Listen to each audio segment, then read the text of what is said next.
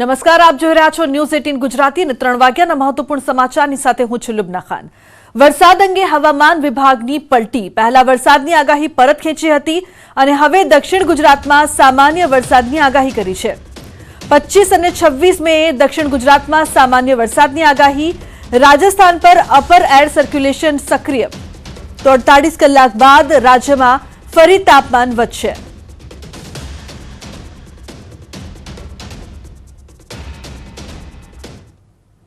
अभी पूरी गुजरात में अगले 5 दिन में मोस्टली सारे जगहों में ड्राई होने का संभावना है, लेकिन साउथ गुजरात रीजन में कल और परसों कहीं एक आध जगह में आइसोलेटेड रेन होने का संभावना है। थंडरस्टॉर्म भी हो सकती है। अभी एक अपर air circulation south west Rajasthan का ऊपर है, उसका जो एक्सटेंडेड ट्रफ है, ट्रफ अभी नॉर्थ ईस्ट अरबियन तक एक्सटेंड हुआ है। इसके कारण से जो मॉइस्चर आ रहा है और क्लाउड बन रही है, तो कहीं जगह में चिटक पुटक होने का, बारिश होने का संभावना है।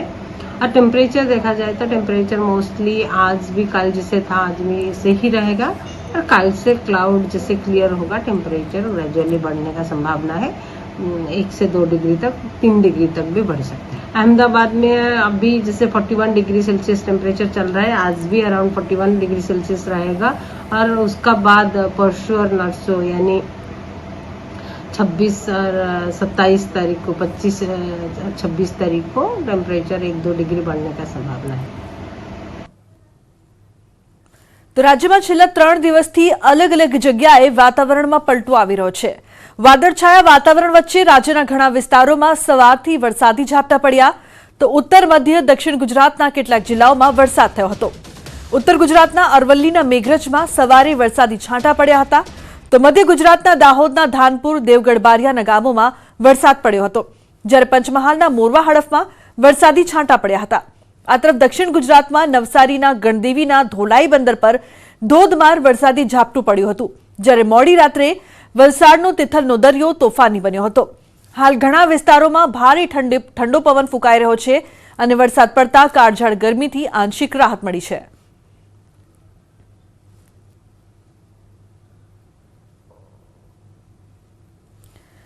तापीना ग्राम्य विस्तारमां हळवो वरसाद वरसी रह्यो छे। डोलवणना गड़द गाम आसपास वरसादी झापटा पड्या, तो वादळछाया वातावरण वच्चे बपोरे झापटुं पड्युं हतुं।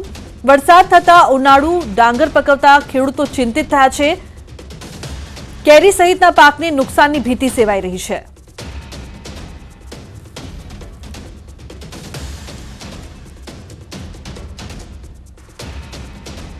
આગળ મહત્વપૂર્ણ સમાચારની જો વાત કરીએ તો ભરતસિંહ સોલંકીનું વિવાદિત નિવેદન સામે આવ્યું। ઘેર ઘેર જઈને રામના નામે પૈસા ઉઘરાવાયા છે। રામશીલા અંગે ભરતસિંહનું નિવેદન। અગાઉ મારી ભોળી બહેનો રામશીલાની પૂજા કરતી હતી। રામશીલાને તિલક કરીને ગામની પાદરે મુકાતી હતી, પછી તેના પર શ્વાન પેશાબ કરતા થઈ ગયા।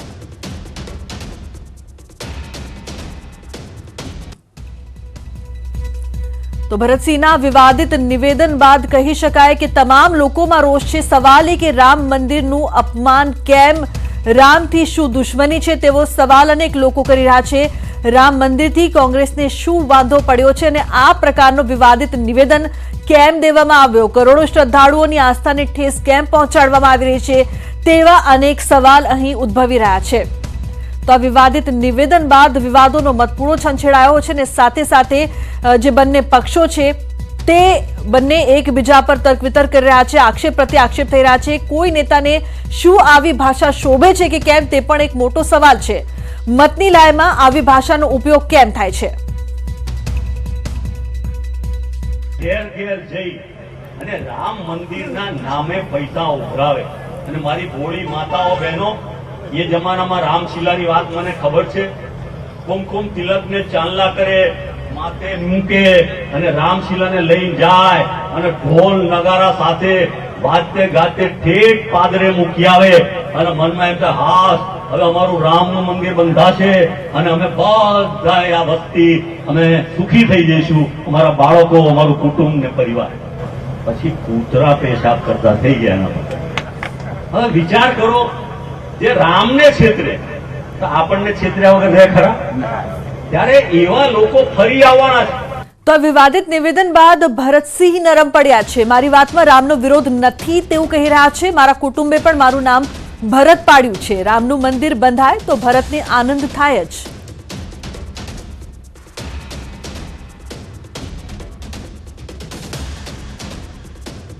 એ રામશિલાને આ દેશની પ્રજાજનો જનતા જનાર્દને ખૂબ શ્રદ્ધા વિશ્વાસ અને આસ્થા સાથે એના દર્શન કરી એની પૂજા કરીને મોકલી.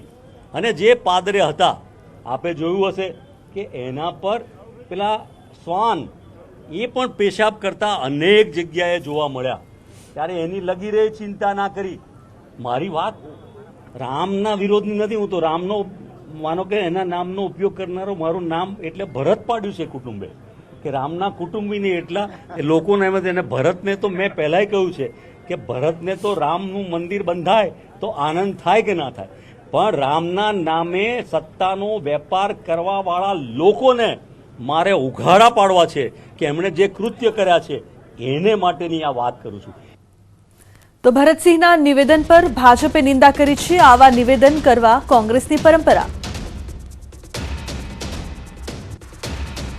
देखिए, ऐसे अशिष्ट और अभद्र शब्दों का प्रयोग करना ये उनकी नैसर्गिक प्रवृत्ति है.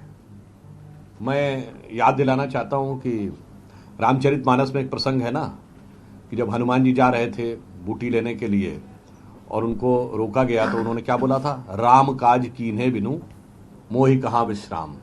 पर कुछ लोग ऐसे हैं जिनका आदर्श वाक्य है कि राम काज रोके बिनु मोहि कहाँ विश्राम.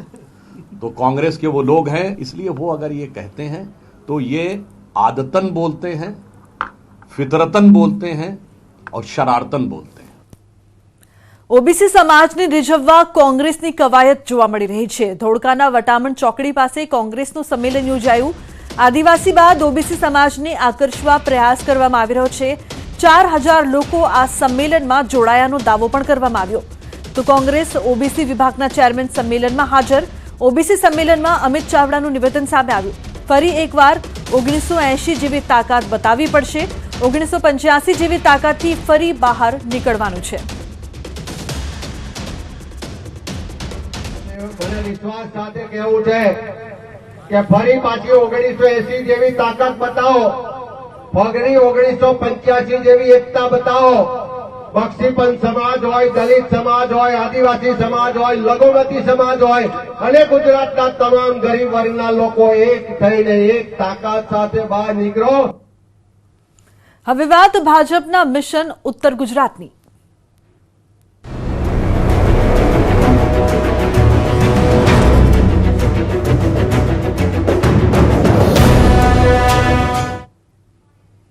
તો ચૂંટણી પહેલા ભાજપનું મિશન ઉત્તર ગુજરાત. કોંગ્રેસના સ્વર્ગીય ધારાસભ્યના પુત્રના કેસરિયા અરવલ્લીમાં કેવલ જોશિયારા ભાજપમાં જોડાયા છે. ભિલોડામાં પાટીલે કેવલને ખેસ પહેરાવીને પ્રવેશ કરાવ્યો છે. કેવલ સાથે પંચાયતના પૂર્વ હોદ્દેદારો પણ જોડાયા. જોશિયારાના 1500 કાર્યકરો પણ જોડાયાનો દાવો કરવામાં આવી રહ્યો છે. તો કેવલના પિતા અનિલ જોશિયારા 5 ટર્મથી એમએલએ હતા, આદિવાસી એમએલએ હતા. વિસ્તારની બેઠક પર ભગવો લહેરાવવા માટે કવાયત કરવામાં આવી રહી છે.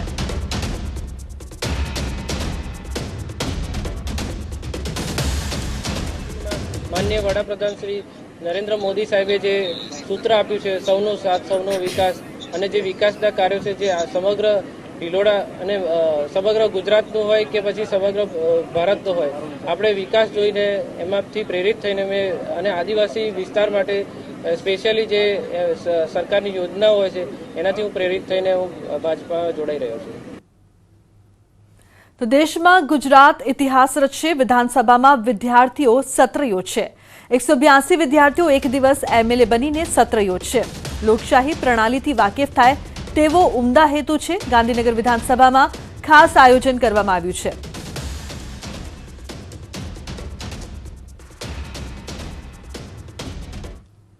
બનાસ બેંકના ચેરમેન પદે સૌસી ચૌધરીની નિમણૂક કરવામાં આવી છે. પાંથાવાડા માર્કેટયાર્ડના ચેરમેન તેઓ રહી ચૂક્યા છે. ભાજપે મેન્ડેટ આપતા ચેરમેન પદે નિમણૂક થઈ છે. તો પાલનપુર પ્રાંત કચેરીમાં યોજાઈ હતી ચૂંટણી. અણદાભાઈ પટેલે રાજીનામું આપતા પદ પર આ ચૂંટણી હતી.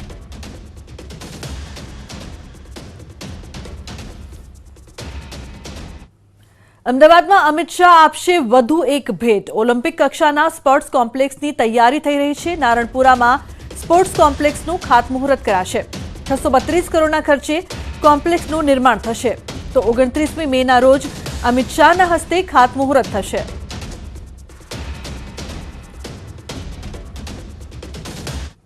સમાચારમાં આગળ વાત કરીએ તો પીએમના રાજકોટ પ્રવાસ અંગે બેઠક થઈ। રાજકોટમાં રાજકીય મહાનુભાવો આ બેઠકમાં હાજર રહેવાના છે। સીએમ પ્રદેશ પ્રમુખ પાટીલ ગૃહ રાજ્યમંત્રી પણ રહેશે હાજર। જાણતા રાજા નાટ્ય કાર્યક્રમમાં તેઓ હાજરી આપશે। ગૃહ રાજ્યમંત્રી હર્ષ સંઘવી કરશે મુલાકાત। સંગઠનના હોદ્દેદારો અધિકારીઓ સાથે આ બેઠક છે। આટકોટના કેડી પરવાડિયા હોસ્પિટલની મુલાકાત લેવાના છે। 28મીએ પીએમના હસ્તે હોસ્પિટલના લોકાર્પણનો કાર્યક્રમ થશે તો 200 બેડની મલ્ટી સ્પેશિયાલિટી હોસ્પિટલનું લોકાર્પણ થશે।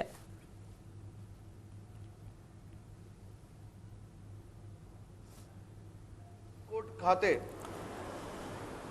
દેશના લોકપ્રિય પ્રધાનમંત્રી આદરણીય મોદી સાહેબ જ્યારે પધારવાના છે તો આયોજક અને સુરક્ષાની તમામ એજન્સીઓ એ લોકોની જોડે બી સંકલનની આજે બેઠક થવાની છે।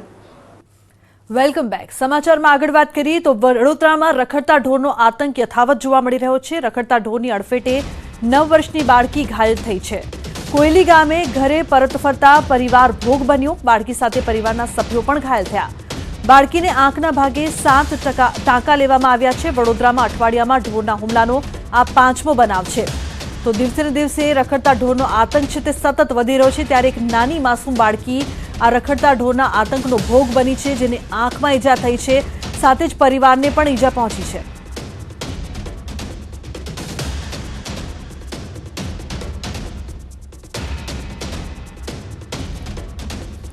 તો અઠવાડિયામાં ઢોરના હુમલાનો આ 5મો કેસ છે જેમાં ફરી એકવાર એક નાની બાળકી ભોગ બની છે। આ પહેલા 3 દિવસ પહેલા પણ આવી ઘટના સામે આવી હતી। ગઈકાલે પણ એક યુવક અડફેટે આવ્યો હતો અને સતત બીજા દિવસે રખડતા ઢોરનો જે આતંક છે તે યથાવત જોવા મળી રહ્યો છે। રોડ પર જાણે યમદૂત બનીને આ રખડતા ઢોર ફરી રહ્યા હોય તે પ્રકારથી કોઈક ને કોઈક ઇજાગ્રસ્ત થતું હોય છે। કોઈ પોતાનો જીવ ગુમાવે તેવો પણ તેમને વારો આવતો હોય છે। અઠવાડિયામાં આ ત્રીજી ઘટના છે, આ ત્રીજો બનાવ છે। લગ્ન પહેલા રખડતા ઢોરથી એક યુવક પણ ઘાયલ થયો હતો અને આજે આ માસૂમ બાળકી ઘાયલ થઈ છે। આવતો હતો ગાડી સ્કૂટર લઈને તો ગાય એકદમ વચ્ચે આવી ગઈ। એના લીધે મેં હડફેટમાં આવી ગયો છું અને એના લીધે મને વાગ્યું છે। આની અંદર જવાબદાર કોર્પોરેશનવાળા જ હોઈ શકે છે અને બીજું મેયર છે। મેયરે કંઈક ગંભીર પગલાં ભર્યા હોત તો કોર્પોરેશનવાળા એ જ છે તો કંઈ નહીં, અમુક વસ્તુ હવે કેન્સલ કરવી પડી છે। મેન તો એવું છે કે 12-15 દિવસ પછી મેરેજ છે તો મેન આ ઘા કેવી રીતના રૂજાશે, મેન વસ્તુ તો એ જ છે। નગરપાલિકાવાળા એ લોકો થોડું ધ્યાન આપે તો આ બધું રોજના રખડતા બધું થતું હોય એ બધું થોડું ઓછું થઈ જાય અને 2-4 દિવસે જો કેસ ના થાય તો આપણે એવું કરીએ કે એ લોકો ધ્યાન આપે છે। મેરેજ છે, બહુ ટેન્શન છે, બધી વાતનું છે, બધું અમુક વસ્તુ પોસ્ટપોન કરવી પડે છે। તો રખડતા ઢોરના આતંકની આ ઘટનાઓ અનેક સવાલો ઉઠાવી રહી છે। એકલા વડોદરાની જ જો વાત કરીએ તો 2 દિવસમાં ઢોરે કરેલા હુમલાની 3 ઘટનાઓ બની છે। આ તરફ રવિવારે પણ આણંદમાં ગાયે એક મહિલાને અડફેટે લીધી હતી।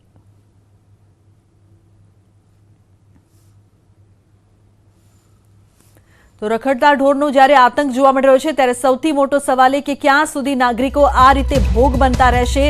રોજબરોજ આવી ઘટનાઓ જે સામે આવી રહી છે, રખડતી રંજાડ હોય તેવું હવે લોકો પણ અનુભવી રહ્યા છે। તંત્રની ઊંઘ ક્યારે ઉઠશે તે સૌથી મોટો સવાલ છે કારણ કે તંત્ર જાણે ઊંઘમાં હોય તેમ કોઈ પણ જાતના પગલાં નથી ભરતી। રખડતા ઢોરના આતંક પર કાબુ ક્યારે તે સવાલ હવે લોકો પણ પૂછી રહ્યા છે કારણ કે લોકો ઇજાગ્રસ્ત થઈ રહ્યા છે અને તંત્ર કોઈ પણ પગલાં નથી ભરતી। ક્યાં સુધી નાગરિકો આ રીતે ભોગ બનતા રહેશે? કોઈ પોતાની આંખ ગુમાવી રહ્યો છે તો કોઈ પોતાનો જીવ ગુમાવી રહ્યો છે। ત્યારે તંત્રની ઊંઘ ક્યારે ઉઠશે? હજુ પણ ઘણા બધા જીવ ગયા બાદ શું તંત્ર જાગશે તે સવાલ હવે લોકો પૂછી રહ્યા છે। રખડતા ઢોરના આતંક પર કાબુ ક્યારે? કારણ કે અત્યાર સુધી જે પ્રકારની કામગીરી થવી જોઈએ તે નથી થઈ અને આ જ રીતે જો નાગરિકો ભોગ બનતા રહેશે તો મોટી સમસ્યા સર્જાશે। કેન્દ્રીય વનમંત્રી ભૂપેન્દ્ર યાદવે જૂનાગઢના સાસણ જંગલમાં ફિલ્ડ વિઝિટ અને વન્ય પ્રાણીઓનું નિરીક્ષણ કર્યું। વન વિભાગની જીપમાં કેન્દ્રીય મંત્રીની સાથે રાજ્યના મંત્રી કિરીટસિંહ રાણા, મંત્રી જગદીશ વિશ્વકર્મા, રાજ્યસભાના સાંસદ અને એશિયાટિક સિંહ પર પુસ્તક લખનારા પરિમલભાઈ નથવાણી પણ જોડાયા હતા। જંગલમાં ફિલ્ડ વિઝિટ માટે પ્રવેશ કરતા જાણે સિંહ કેન્દ્રીય વનમંત્રી ભૂપેન્દ્ર યાદવનું સ્વાગત કરતા હોય તેવા દ્રશ્યો ઊભા થયા. વનમંત્રી જે જીપમાં સવાર હતા તેની ઠીક સામે સિંહ બેસી ગયા હતા, જેને કારણે અંદાજે 20થી વધુ સિંહના દર્શન કરવા મળ્યા હતા. હાલમાં કેન્દ્રીય વનમંત્રી ભૂપેન્દ્ર યાદવ 2 દિવસના સાસણ ફોરેસ્ટના પ્રવાસે છે. આ પ્રવાસમાં તેમણે વન વિભાગ સહિત હોટલ રિસોર્ટના માલિકો સાથે બેઠક પણ યોજી. આ સાથે વનમંત્રીએ લાયન હોસ્પિટલની પણ મુલાકાત લીધી, જ્યાં તેમણે પ્રાણીઓની સારવાર અંગે તબીબો પાસેથી માહિતી મેળવી અને તબીબી કામગીરીનું નિરીક્ષણ પણ કર્યું. આ હોસ્પિટલમાં સિંહ, દીપડા સહિતના વન્ય પ્રાણીઓની સારવાર કરવામાં આવે છે. વન્ય પ્રાણીઓની આ હોસ્પિટલ અત્યંત આધુનિક હોવાનો વનતંત્રનો દાવો છે. ત્યારબાદ વન વિભાગ દ્વારા પ્રોજેક્ટ લાયનનું પ્રેઝન્ટેશન કરવામાં આવ્યું. પ્રોજેક્ટ લાયનને લઈને મહત્વપૂર્ણ નિર્ણય લેવાની પણ શક્યતા છે.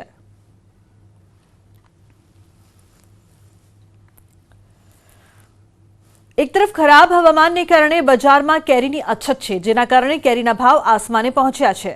તો બીજી તરફ આંબાવાડીઓમાંથી કેરીની ચોરી થતી હોવાના બનાવ પણ સામે આવી રહ્યા છે. કેરીની ચોરી થતી અટકાવવા વલસાડ જિલ્લા પોલીસે કમર કસી લીધી છે. પારડી એપીએમસી માર્કેટમાં પોલીસ અને વેપારીઓની એક વિશેષ બેઠક મળી હતી. આ બેઠકમાં કેરી ચોરીના બનાવો અટકાવવા માટે પોલીસે વેપારીઓને જરૂરી સૂચનો આપ્યા. સાથે જ પોલીસે પણ ચોરેલી અને શંકાસ્પદ કેરી નહીં ખરીદવા વેપારીઓને તાકીદ પણ કરી. મહત્વનું છે કે કમોસમી વરસાદને કારણે કેરીના પાકમાં વ્યાપક નુકસાન થયું છે, જેના કારણે આ વખતે માંડ 20થી 30% જ કેરીનો પાક આંબાવાડીમાં છે.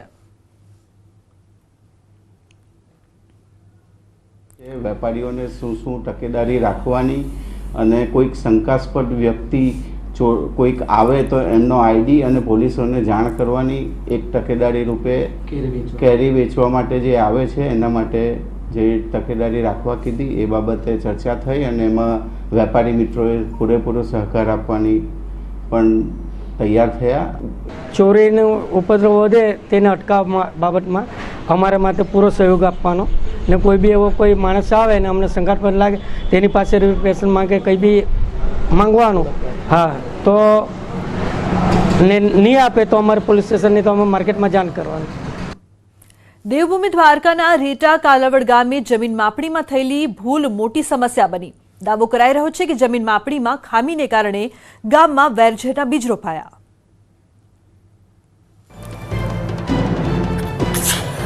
રેટા કાલાવડ ગામમાં છેલ્લા ઘણા સમયથી જમીન માપણી સામે સવાલો ઉઠી રહ્યા છે. 200 જેટલા ખેતરની માપણી ખામીયુક્ત હોવાના આરોપ લાગી રહ્યા છે, જેમાંથી 112 જેટલા ખેડૂતો સામૂહિક રીતે સોમવારે કલેક્ટર કચેરીએ પહોંચ્યા અને આવેદનપત્ર આપી જમીન માપણી રદ કરવાની માંગ કરી. ખેડૂત આગેવાન અને કોંગ્રેસ નેતા પાલ આંબલિયાએ દાવો કર્યો કે જમીન માપણીમાં ખામીના કારણે ગામનો ભાઈચારો નાબૂદ થઈ ગયો છે. માપણીની ભૂલના લીધે ખેડૂતો બધા હેરાન પરેશાન છે.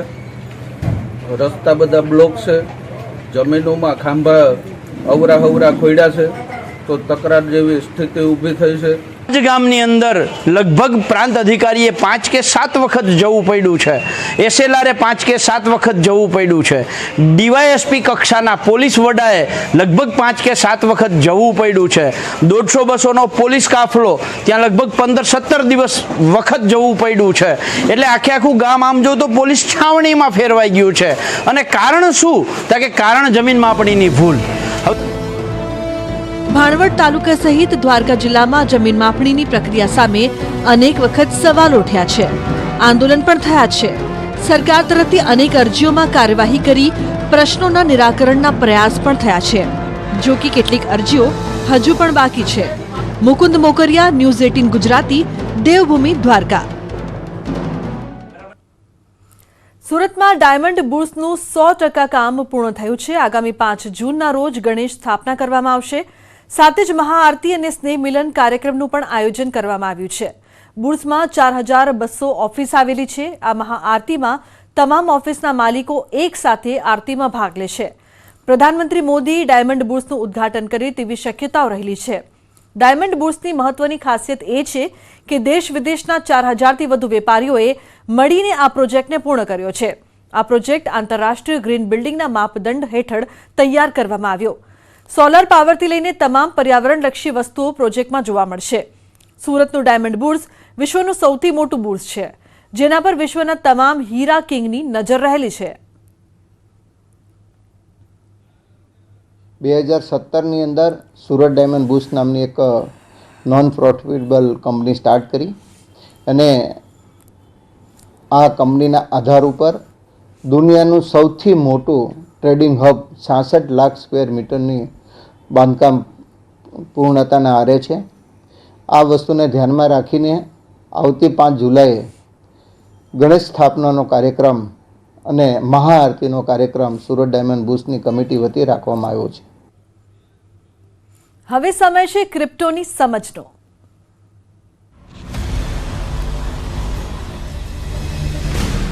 Z and news 18 network present crypto की समझ. નમસ્કાર, અમારી વિશેષ રજૂઆત ક્રિપ્ટોની સમજમાં આપનું સ્વાગત છે. હું છું લુબના. ઝેપે અને ન્યૂઝ 18 પ્રેઝન્ટ કરે છે ક્રિપ્ટોની સમજ. આજે આપણે વાત કરીશું ક્રિપ્ટો માર્કેટ કરેક્શન અને ક્રેશિસ વિશે. ક્રિપ્ટો ખૂબ જ વોલેટાઇલ સેગમેન્ટ છે. બુલ સાયકલ દરમિયાન ક્રિપ્ટોના પ્રાઇસ ડ્રામેટિકલી વધી શકે છે, પરંતુ બાદમાં પ્રાઇસ ક્રેશ થતા હોય છે અને ફ્રીક્વન્ટ બેસિસ પર માર્કેટ પોતાને કરેક્ટ પણ કરતું રહે છે. સૌથી પહેલા અત્યાર સુધીના 2 મોટા ક્રેશની વાત કરીશું. US financial crimes enforcement network દ્વારા ક્રિપ્ટો એક્સચેન્જ બિટફ્લોરને બંધ કરવા અને બિટકોઇન એક્સચેન્જને મની ટ્રાન્સમિટર્સની રીતે રજીસ્ટર કરવાની ઘોષણાના તરત બાદ 10 એપ્રિલ 2013માં બિટકોઇન 24 કલાકમાં 73% પડ્યું, $259.34 થી 70 સુધી. બીજું, વર્લ્ડ હેલ્થ ઓર્ગેનાઇઝેશન દ્વારા કોરોના વાયરસને ગ્લોબલ પેન્ડેમિક ઘોષિત કર્યા બાદ 12 માર્ચ 2020માં ભાવ 40%થી પડીને $7,969.90 થી $4,776.59 જેટલી થઈ ગઈ. જોકે ટ્રેડિશનલ ફાઇનાન્સમાં એક દિવસ દરમિયાન કિંમતમાં 10%થી વધુ ઘટાડો થાય તો તેને ક્રેશ માનવામાં આવે છે.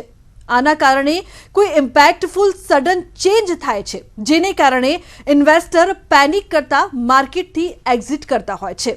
તો ક્રિપ્ટોમાં કરેક્શન સુધી માનવામાં આવે છે, જ્યાં ઘણા દિવસો દરમિયાન કિંમતમાં 10%થી વધુનો ઘટાડો જોવા મળે છે, જેનું કારણ છે પ્રોફિટ ટેકિંગ કોન્સોલિડેશન ન્યૂ બાયર્સનું ન હોવું. ટ્રેડિંગ વોલ્યુમમાં ઘટાડો અથવા લોઅર પ્રાઇસ એક્શન હોઈ શકે છે. તો નેક્સ્ટ ટાઈમ જો તમે જુઓ છો કે બિટકોઇનની કિંમત ઘટી છે, તો આપ તે બતાવી શકશો કે કોઈ કરેક્શન થયું છે કે પછી માર્કેટ ક્રેશ થયું છે. મળી ગઈ ને આપને ક્રિપ્ટોને લઈને મહત્વની જાણકારી, જે અત્યાર સુધી આપને નહોતી ખબર. આજ માટે બસ આટલું જ. Good bye.